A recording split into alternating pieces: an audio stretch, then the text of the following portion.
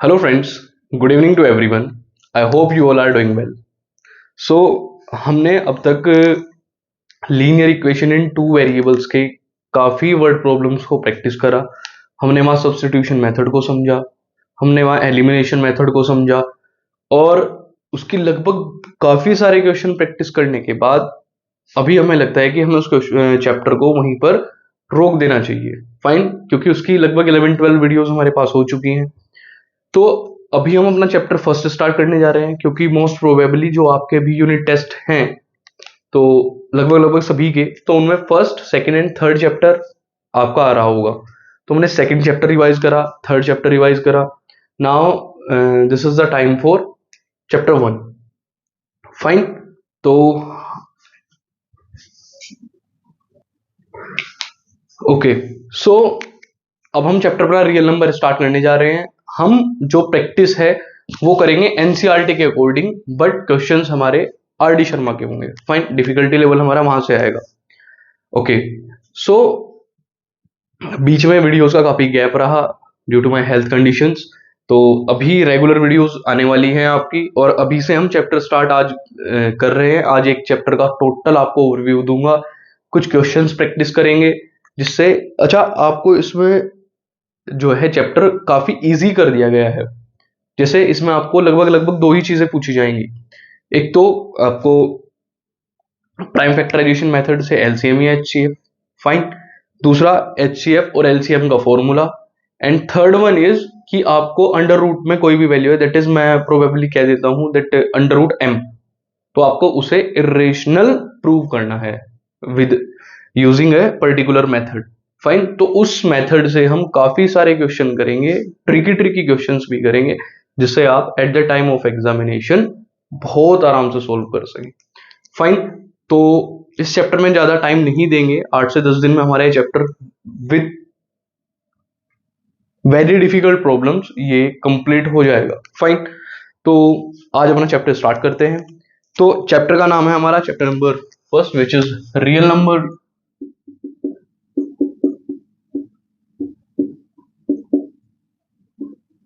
Real number, fine. वैसे तो मैं एक सर्कल की फॉर्म में इन नंबर्स को समझा देता हूं, फाइन, पर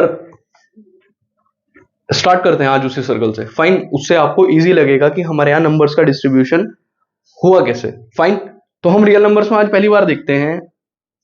जब कभी आप अगर सोचें कि जब काउंटिंग स्टार्ट हुई होगी नेचर में, फाइन, जब भी नेचर में काउंटिंग को स्टार्ट किया गया होगा, तो आप क्या सोच सकते हैं सबसे पहले कौन आया?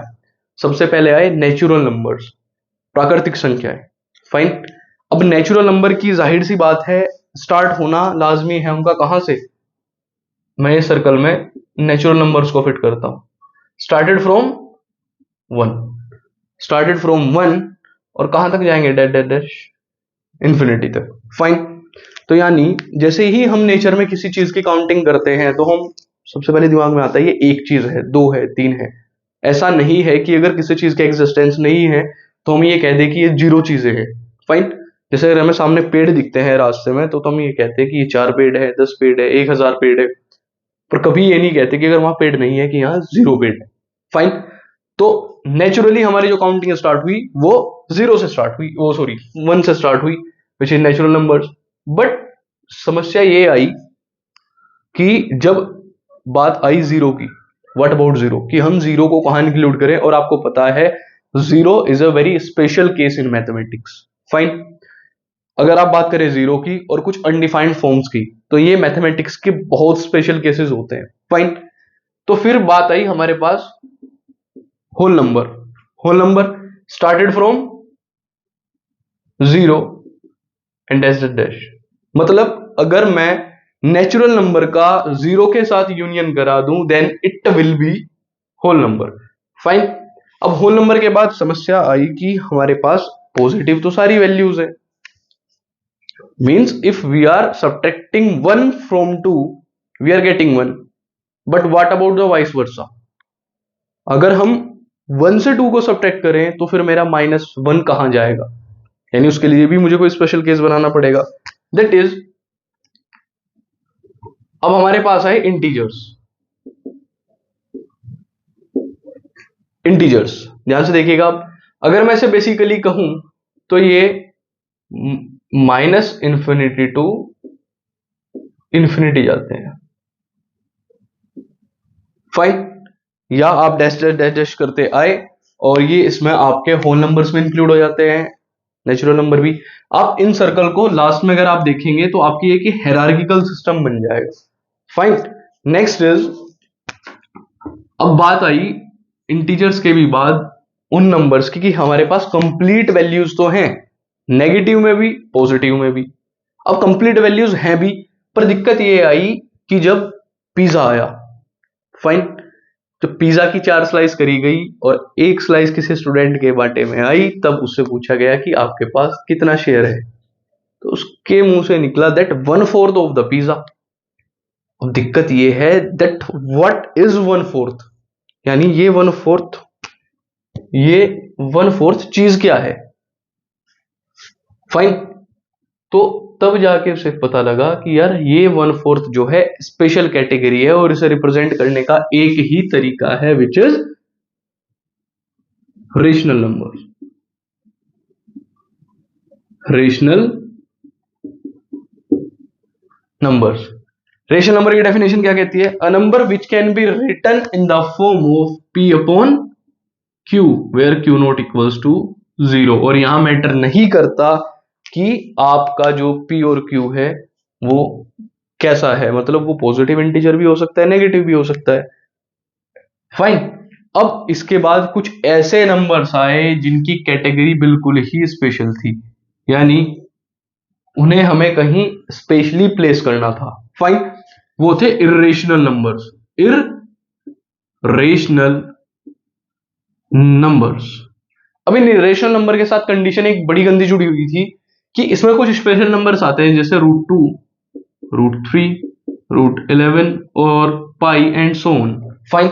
इस टाइप के नंबर्स इसमें गए, यानी आप अगर इसमें ज्यादा से ज्यादा अगर एक चीज देखने की कोशिश करेंगे तो आपको पता लगेगा that they are non terminating numbers. ये नॉन टर्मिनेटिंग नंबर्स है, हम दो चीजों में डिफाइन करते हैं, फाइन।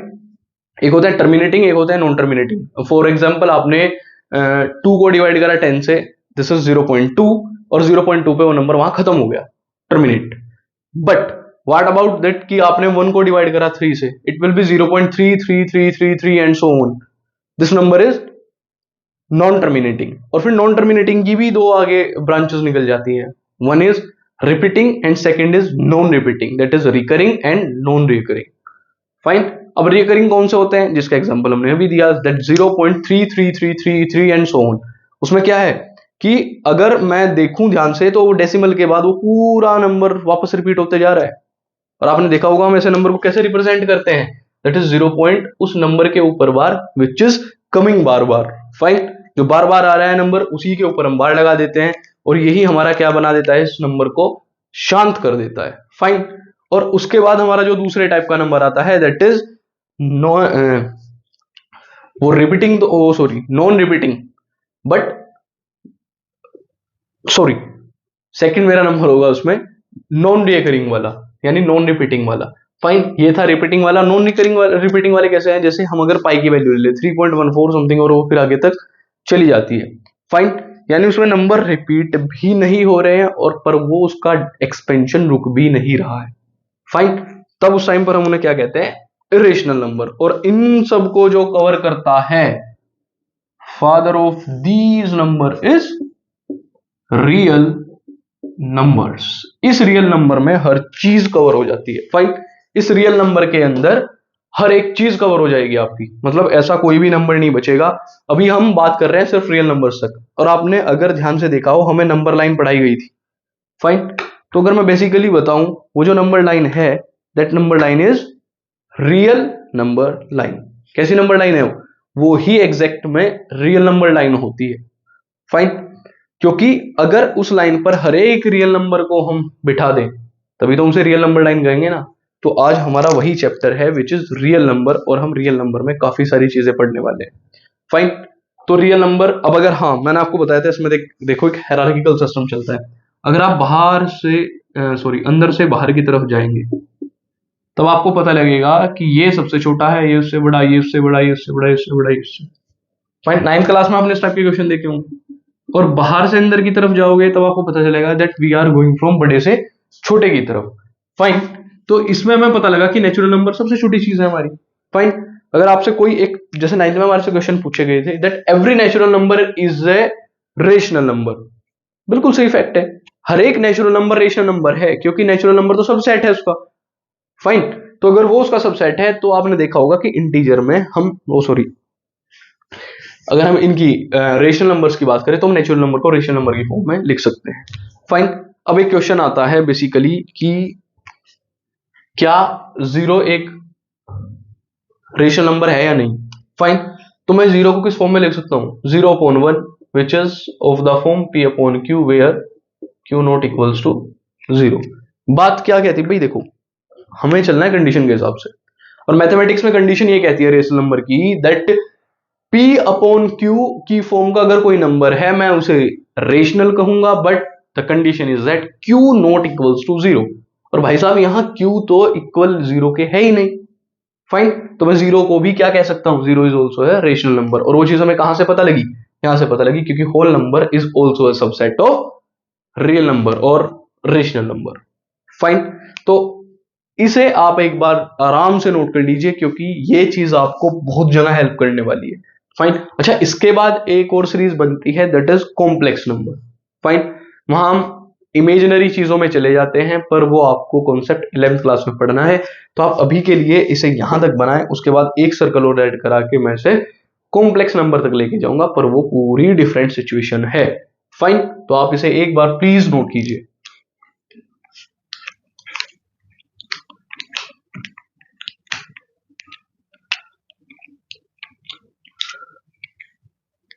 ओके, सो हमने बेसिकली इसमें एक चीज ऑब्जर्व करी कि रियल नंबर एक कंप्लीट चैप्टर है, यानी अगर हम बहुत ध्यान से देखें तो हमें रियल नंबर का बिहेवियर पढ़ना है। फाइन, यानी वहां नंबर्स कैसे बिहेव करते हैं, क्या क्या रिलेशन एक दूसरे के साथ बनाते हैं, और क्या क्या हम एक्स्ट्रा ऑर्डिनरी चीजें वहां पढ़ सकते हैं। फाइन, तो अगर हम बात करें इसमें क्वेश्चंस के टाइप की, तो मैंने आपको स्टार्टिंग में बताया था कि आपका जो सिलेबस है वो HCF और LCM के अराउंड रिवॉल्व करेगा, एंड सेकंड इज आपको कोई भी रूट m टाइप का या फिर a+√b टाइप का कोई भी नंबर दे दिया जाएगा और आपसे पूछ लिया जाएगा दैट कि ये इरेशनल है या नहीं, इस चीज को प्रूव करें, है या नहीं, क्या आपको प्रूव करना है कि ये इरेशनल नंबर। भाई अब हमने रूट की चीजें पढ़ी है वो रेशनल होती है, तो हमारे यहाँ क्या है मैथमेटिक्स में कि कुछ चीजें अगर हम डायरेक्ट प्रूव नहीं कर सकते तो हम उसका उल्टा सोच के चलते हैं, यानी हम मान के चलेंगे कि ये रेशनल नंबर है और उसके बाद उसे हम प्रूव करेंगे दैट कि हमने कुछ इस तरीके से इस चीज को सोल्व करा और हमें बाद में पता लगा कि नहीं नहीं, that we were wrong that time, कि हम उस समय गलत थे, हमने गलत सोच लिया, हमारी सोच गलत थी, ये तो इरेशनल नंबर ही है। यानी हम कॉन्ट्राडिक्शन मेथड का इस्तेमाल करेंगे, हम कुछ और मान के चलेंगे और वो उसके विपरीत रिजल्ट आएगा। फाइन, तो आज की वीडियो में हम अपना यही बेसिक रखते हैं। फाइन, और इसके बाद हम जल्द ही इसके क्वेश्चन स्टार्ट करने वाले हैं, आपको वीडियोस डेली बेसिस पर मिल जाएंगी। फाइन, तो कल से आपको इसकी वीडियो डेली बेसिस पर मिलती रहेंगी, आप इसे बहुत ध्यान से एक बार देखें, इसकी कुछ डेफिनेशंस पढ़े क्योंकि डेफिनेशंस में सबसे ज्यादा प्रॉब्लम रहती है। फाइन, इसी के साथ मैं कुछ बेसिक टर्मिनोलॉजी बता देता हूं, जैसे आपको आएगा प्राइम फैक्टराइजेशन। प्राइम फैक्टराइजेशन का मतलब है आपको किन्हीं ही नंबर्स के फैक्टर्स करने हैं but they should be prime numbers, वो सिर्फ और सिर्फ प्राइम नंबर्स हो। जैसे आपकी प्राइम नंबर्स की स्टार्टिंग 2 से हो जाती है, दैट 2, 3, 5, 7, 11, ये सब प्राइम नंबर्स हैं। अब प्राइम नंबर की कोई डेफिनेशन पूछ ले तो आपको सिर्फ एक चीज दिमाग में रखनी है that prime number are those numbers which are divisible by only itself and 1। Fine, जो 1 से या खुद से ही डिवाइड होते हैं, यानी उनका अगर फैक्टर करूं तो उसके दो ही फैक्टर आते हैं, that is 1 and the number itself. Fine, तो प्राइम नंबर जैसे 2 के सिर्फ कितने फैक्टर हैं, 2, क्या तो वो 1 से कट सकता है या वो खुद से कट सकता है। Fine, they are prime numbers. अब कुछ एक और डेफिनेशन हमारे इसमें इस्तेमाल होने वाली है, को प्राइम नंबर्स। फाइन, अब को प्राइम नंबर्स भी वो होते हैं दैट इज वो जोड़ा प्राइम नंबर्स का, वो वाला पेयर जो फर्दर किसी चीज से डिवाइड या फिर मल्टीप्लाई डिवाइड ना हो। दैट इज अगर मैं एक फाइनेस्ट रेशियो लेके चलूं, यानी बिल्कुल लास्ट वाली रेशियो की एक 2/3 मेरी रेशियो आई। फाइन, तो अगर आप 2 को और 3 से ध्यान से देखेंगे दैट दे बोथ आर को प्राइम। रीजन क्या है? क्योंकि दोनों ही अगर मैं रेशियो में लिख दूं दैट वे, दिस इज 2/3, तो आप ध्यान से देखोगे फर्दर किसी भी चीज से नहीं कटने वाले हैं। फाइन, कटेगा मतलब है they are not divisible by any number other than 1। तो दोनों के पास कॉमन फैक्टर कौन रहा? 1, सो दे आर को प्राइम। इस को प्राइम का हम भरपूर इस्तेमाल करने वाले हैं। और आप रेशनल नंबर में बेसिकली देखते भी हैं, मेरा रेशनल नंबर जो आता है वो कैसा होता है? को प्राइम टाइप का होता है। उसका रीजन क्या है? क्योंकि वो दोनों बिल्कुल फाइनेस्ट रेशो में आते हैं, उसके बाद वो फर्दर किसी भी चीज से डिवाइड नहीं हो पाते। फाइन, तो thank you so much for watching. आज के लिए इतना ही रखते हैं, कल से आपको प्रॉपर वीडियोस मिल जाएंगी। फाइन, तैयारी करते रहिए, पढ़ते रहिए, अपने यूनिट टेस्ट बहुत अच्छे से दीजिए और कोशिश करेंगे कि इस समर वेकेशन अच्छे से अच्छी क्वालिटी में आपको क्वेश्चंस मिल सके। फाइन, तो अब से मैं पूरा एक लेक्चर, वो 20 या 23, 25 कितने भी मिनट्स का हो, उसे एक पूरा चैप्टर के ओवरव्यू के तौर पे रखा करूंगा, जिससे आपको फर्दर चैप्टर समझने में आसानी रहे। ठीक है friends, so thank you so much, bye bye.